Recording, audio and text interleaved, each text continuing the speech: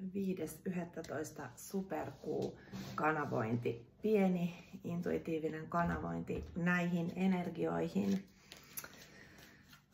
Jotkut astrologit sanoivat, että tämä on täysikuu härän merkissä ja jotkut puhutaan täysikuu oinaan merkissä, eli tässä on paljon piirteitä molemmista merkeistä, oinas, tulienergia sekä härkä maaenergia.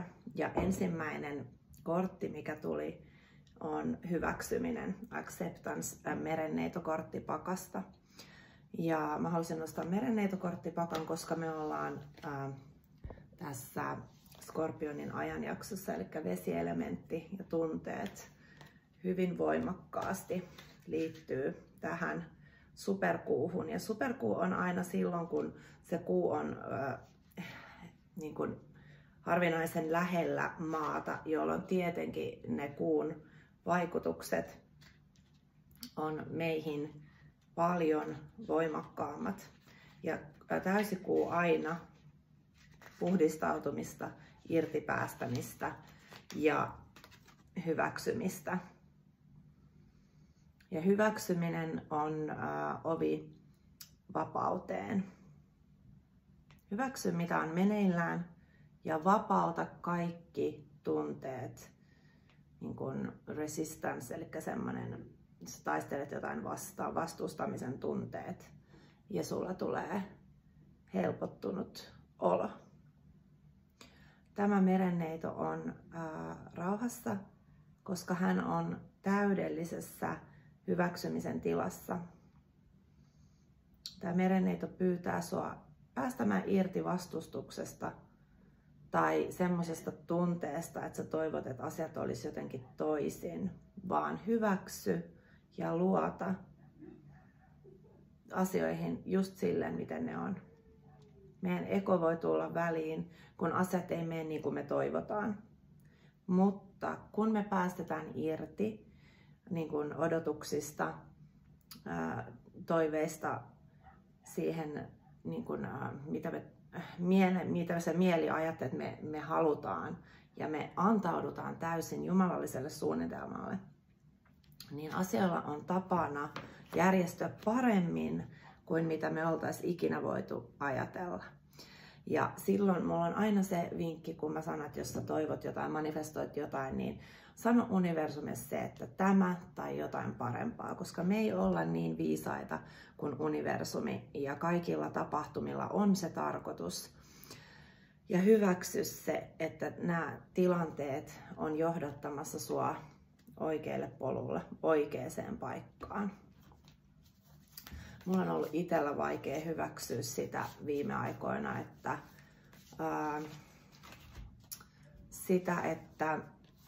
mä oon jotenkin, on ollut vaikea hyväksyä tätä omaa erityisherkkyyttä, ja on ollut vaikea hyväksyä sitä, että mä tunnen niin voimakkaasti, mä tunnen kaikkien ihmisten energiat, ja kun mä oon sellaisessa työssä, missä mä tapaan paljon ihmisiä, ja no, mun sosiaalisessa mediassa on paljon ihmisiä ja mun kanavalla on paljon ihmisiä, ja mä tunnen sen negatiivisen energian. Mun on ollut vaikea hyväksyä sitä, että oikeasti ihmiset lähettää mulle niin paljon pahaa energiaa, koska mä tunnen sen, mä vaistoon sen, ja mä oon miettinyt sitä, että missä ne ihmiset on, jotka lähettää hyvää energiaa. Te olette siellä, mun ihanat YouTube-kanava hengenheimolaiset, mutta monissa muissa alustoissa mä tunnen sen vihan ja sen kateuden ja jonkun semmoisen negatiivisen, toksisen energian tosi herkästi. En tietenkään kaikilta, mutta voin sanoa, että suurimmalta osalta. Ja jos sä oot valotyöntekijä, niin sä voit samaistua tähän. Ja mä oon ollut väsynyt siihen, että mä aistin niin voimakkaasti. Ja mä en siltikään pysty elämään semmoista erakkoelämää tässä vaiheessa, missä mä oon tällä hetkellä. Mun pitää tehdä ne mun työt, mun pitää tehdä mitä niin kun joka päivä ne samat asiat. Ja se tuntuu välillä todella ylitsevuotavan raskaalta. Ja mä oon kysynyt universumilta, milloin se palkinto tulee siitä, että tämä erityisherkkyys on se lahja. Mun on ollut vaikea hyväksyä myös mun enneunia, kun mä näen asioita, mitkä tapahtuu. Ja se on vaikea hyväksyä, että näin tulee tapahtua. Tai kun mä oon jossain tilanteessa, mä tiedän, että hei, mä näin tästä unta monta vuotta sitten ja nyt se tapahtui. On välillä todella vaikea hyväksyä niitä omia lahjoja, mutta tässä kaikessa mä oon menettänyt esimerkiksi mun äänen tällä hetkellä ja anteeksi, ja se liittyy kurkkuchakraan, sininen väri, kurkkuchakra. Myöskin jotenkin tämä täysikuu niin kuin puhdistaa sitä.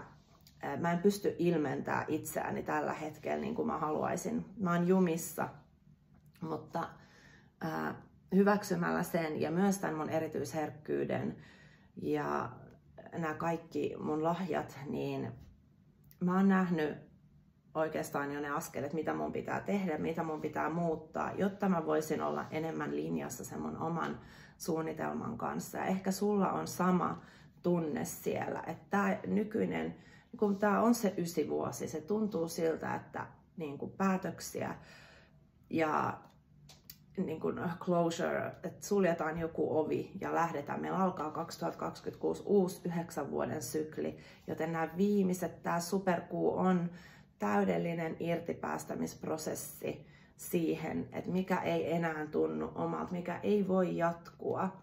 Ja ihana toinen kortti, tupla missio. Sä oot valotyöntekijä, tähtisiemen ja sä palvelet maailmaa olemalla sinä. Eli usein se riittää meidän valotyöntekijöille, se meidän läsnäolo. Ja lapsethan vaistoo sen. Ja mä tiedän, lapsilta mä saan aina sen puhtaan, sen vilpittömän, sen ihanan vastaanoton, sen energian, koska mun energia resonoi heille. Mutta aikuisilta se on monille vaikea hyväksyä valotyöntekijöiden sitä auraa. Ja tää on nyt teille kaikille siellä, jotka te ootte tällä polulla. Niin, sulla on tuplatehtävä, sulla on se sun oma henkilökohtainen tehtävä ja myös se kollektiivinen tehtävä, että sä oot täällä kohottamassa sitä maapallon värähtelytaajuutta ja muuttamassa sitä, mikä ei enää palvele korkeinta suunnitelmaa. Aivan ihanat 2 korttia. Hyväksyminen ja tuplamissio. Katsotaan vielä viimeinen kortti. Ja sitten mä luulen, että mun ääni ei kestä tänään enempää. Mä otan vielä teille tämän Monology-kortin, koska on täysi kuu. Ja katsotaan, mitä täältä tulee. Viimeinen kortti tälle superkuulle. Okei. Meille tuli uusi kuu jousimiehen merkissä, keskity positiivisuuteen. Ja sitten täältä tuli vielä samalla toinen kortti, halusi tulla 1.4. kuuta, kaksosten merkissä, puhu sun maailma todeksi. Eli kun sä puhut ääneen sitä, sillä sä myös luot sitä. Mutta myös puhetta ja ajatuksia voimakkaampi luomisen keino on itse asiassa sun aura. Ja me voitaisiin tehdä tähän näille ihanille korteille ja tälle täydelle kuulle auran puhdistus. Eli jos sä oot valmis sanoa vaan, otan vastaan tämän auran puhdistuksen ja puhdistetaan täällä seleniitillä ja mun lähettämällä energiahoidolla teidän aura kaikista alemmista energioista. Ja myös suojataan se teidän aura kaikkien katselijoiden korkeimmaksi parhaaksi, ketkä haluavat ottaa tämän vastaan. Niin suojataan myös se aura kaikilta alemmilta energioilta, koska meidän aura, meidän energiakenttä, kun mä oon kouluttanut energiahoitajia, niin mä aina aloitan siitä energiakentästä. Eli se on se, mikä vetää puolensa ne mahdollisuudet, ne tilanteet, ne ihmiset. Ja myös sitten taas, jos se ei ole linjassa, niin sitten sä toistat, jos siellä sun auras on niitä negatiivisia uskomuksia ja negatiivisia tunteita kauheasti ja sä et ole puhdistanut sitä, niin silloinhan sä vaan toistat sitä tiettyä kaavaa, jotenka ota vastaan tämän täysikuun tämmönen auran puhdistus ja lähdetään kohti sitä uutta puhtaalla ja suojellulla auralla.